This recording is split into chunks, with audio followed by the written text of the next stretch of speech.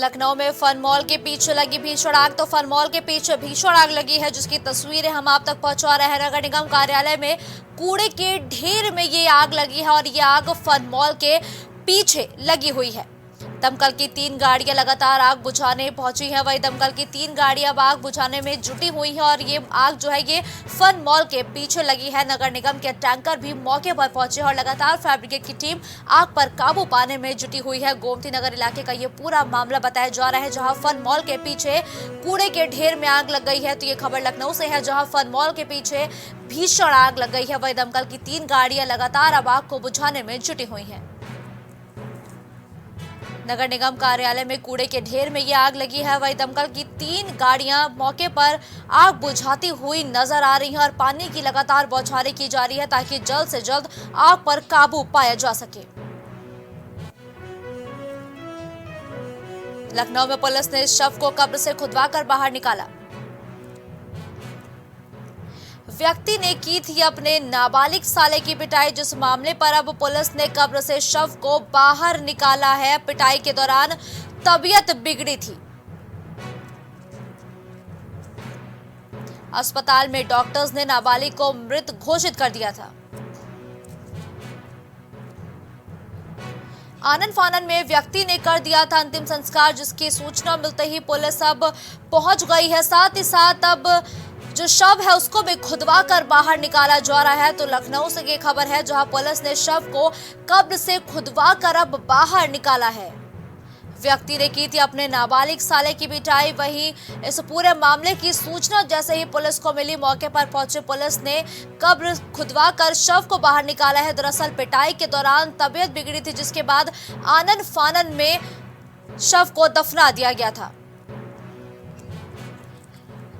वहीं इस खबर पर ज्यादा जानकारी के लिए हमारे सहयोगी मोहम्मद कलीम हमारे साथ जुड़े हुए हैं।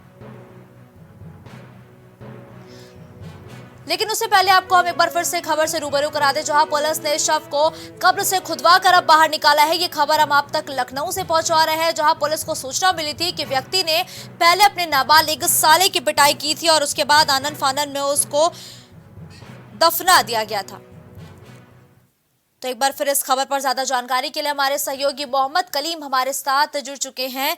मोहम्मद कलीम, पुलिस द्वारा एक नाबालिग के शव को कब्र से खुदवा कर बाहर निकाला गया, क्या कुछ था ये पूरा मामला?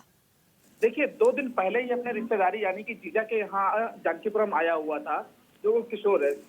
जब उसकी पिटाई की गई थी जीजा के द्वारा, उसके बाद जब उसकी हालत बिगड़ी थी, तब उसको इसका जो एक निजी हॉस्पिटल है वहां पे भर्ती कराए गए, जहां इलाज के दौरान उसकी मौत हो गई।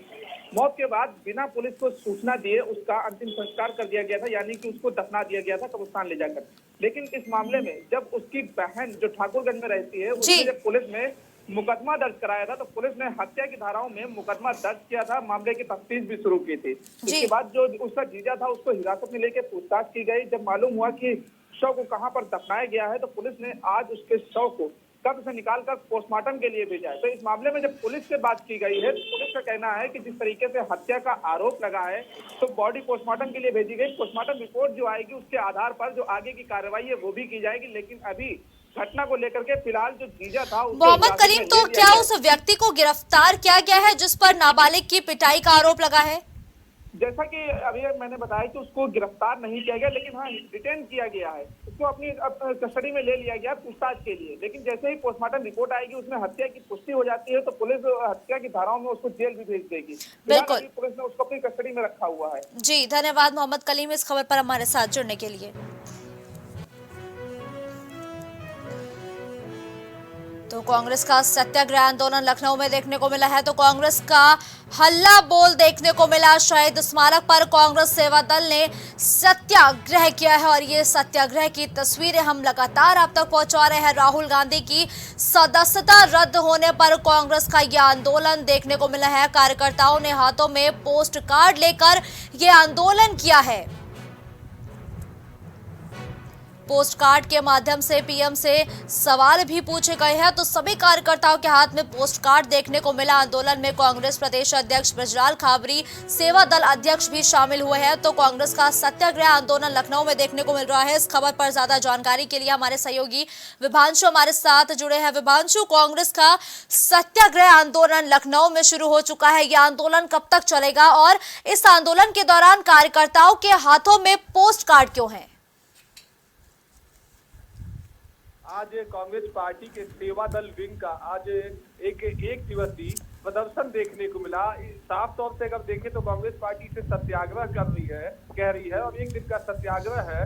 इसमें अगर बात की जाए तो कांग्रेस पार्टी के अध्यक्ष, उत्तर प्रदेश के अध्यक्ष बृजलाल खाबरी और सेवा दल के प्रदेश अध्यक्ष प्रमोद पांडे की अगुवाई में लगभग सैकड़ों की तादाद में सेवा दल के कार्यकर्ता आज शहीद स्मारक यानी कि केशवबाग के शहीद स्मारक पे एकत्रित हुए। इनका साफ तौर से प्रधानमंत्री नरेंद्र मोदी को 5 सवाल ये हाथों में लेकर पोस्ट कार्ड के माध्यम से 5 सवाल लिखकर ये पीएमओ को कहीं ना कहीं भेजने का काम किए हैं। बात की जाए तो 5 सवालों की अगर देखें तो जेपीसी की मांग, अडानी और देश के प्रधानमंत्री के क्या रिश्ते हैं और साथ ही साथ देश की तमाम जुड़ी समस्याओं को वो पोस्ट कार्ड के माध्यम से उस पर लिखकर और अगर प्रधानमंत्री के 7 आर बंगले पर यहाँ से भेजा गया है और ये एक दिवसीय सत्याग्रह है। जी बिल्कुल, धन्यवाद विभांशु इस खबर पर हमारे साथ जुड़ने के लिए। आगे भी आप हमारे साथ बने रहेंगे।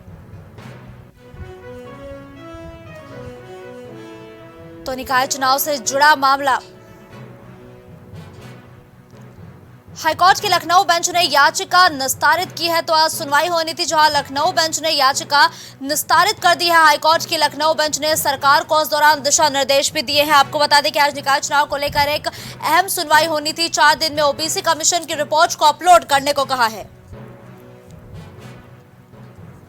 याचिकाकर्ता अपनी आपत्ति विभाग में दर्ज कराए तो ये आदेश साफ तौर पर दिए गए हैं। आपको बताते चले कि निकाय चुनाव के मामले में आज सुनवाई हुई है, वही इस मामले पर एक बड़ा फैसला आया है। हाईकोर्ट की लखनऊ बेंच ने याचिका निस्तारित की है। इस खबर पर ज्यादा जानकारी के लिए विभांशु हमारे साथ जुड़े हैं।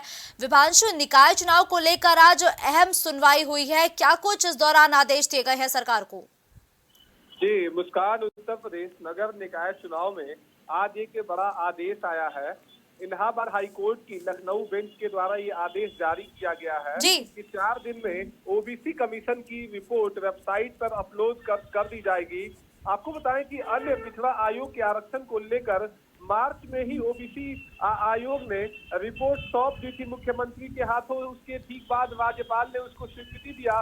महामहिम राज्यपाल की स्वीकृति के बाद ये हाईकोर्ट में सबूत के तौर पर सरकार की तरफ से पेश किया गया। वहीं अगर बात की जाए तो पिछली बार दिसंबर में भी आरक्षण की घोषणा कर दी गई थी कि ओबीसी आरक्षण के साथ निकाय चुनाव किया जाएगा, लेकिन इसके बाद आरक्षण में ट्रिपल टेस्ट फार्मूला 9 अमल आने को लेकर पेच फंस गया। अब देखने वाली बात ये होगी कि 4 दिनों के बाद जब ओबीसी कमीशन की रिपोर्ट वेबसाइट पे अपलोड होती है तो इसको लेकर नेताओं की क्या विभांशु, इलाहाबाद हाईकोर्ट की लखनऊ बेंच ने आपत्ति दर्ज कराने के लिए निर्देश दिए हैं कि जो भी आपत्तियां हैं वो विभाग में ही दर्ज कराए। ऐसा क्यों? तो क्या आपत्तियां कोर्ट तक भी पहुंच रही थी क्या?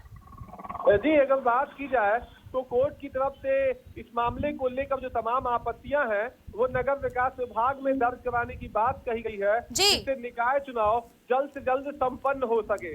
बात करें तो जनवरी से ही उत्तर प्रदेश में निकाय चुनाव की जो भी बॉडी हो, नगर निगम हो, नगर पालिका हो, महानगर हो या अगर बात करें तो नगर पंचायत हो, इन तमाम जगहों पर पर्यवेक्षक के तौर पर आला अधिकारी, नगर आयुक्त और तमाम जो अफसर है एईओ और वो तैनात हैं। और अगर देखें तो कोर्ट ये चाहता है कि जल्द से जल्द चुनाव हो और जनप्रतिनिधियों के हाथों में एक बार फिर जो नगर निगम है वो आए। जी बिल्कुल, धन्यवाद विभांशु इस खबर पर हमारे साथ जुड़ते हुए दर्शकों तक तमाम जानकारी पहुंचाने के लिए।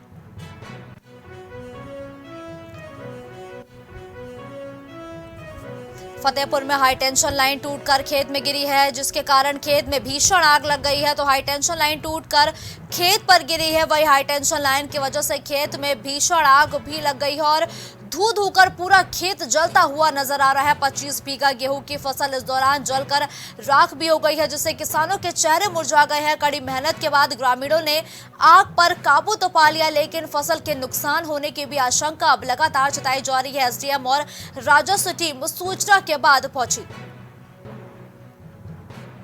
मैं पूरा भी सर्वे करवा लूँगा और जो भी मुआवजे की राशि बनेगी, जो भी इसके वाजिब लोग होंगे सबको दिया तत्काल इस पर कार्रवाई करके आज ही पूरा आकलन करके और तत्काल इस पर कार्रवाई करेंगे। कब तक ये तार सर जो जर्जर है ये कब तक? इस पर एक्शन से बात हो गई है, तुरंत इसका एस्टिमेट बनाकर वो कल ही आएंगे सर्वे करने, और सर्वे करने के बाद जितना भी वायर यहाँ पे ढीला है या जर्जर हो गया है जिसको चेंज किए जाने की आवश्यकता है उसको चेंज किया जाएगा। कितने बीघे तक फसल में? अब ये कई एकड़ों में समझ में आ रहा है, 25 बीघे की लमसम है।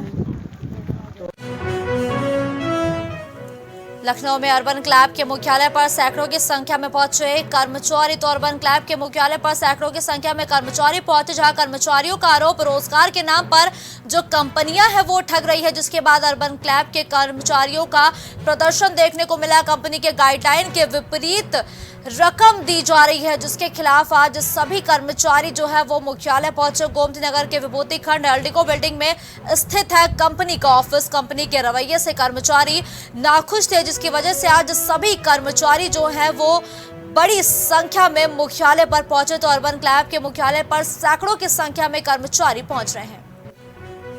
अखिलेश यादव सरकार पर हमलावर है, वहीं उन्होंने एक ट्वीट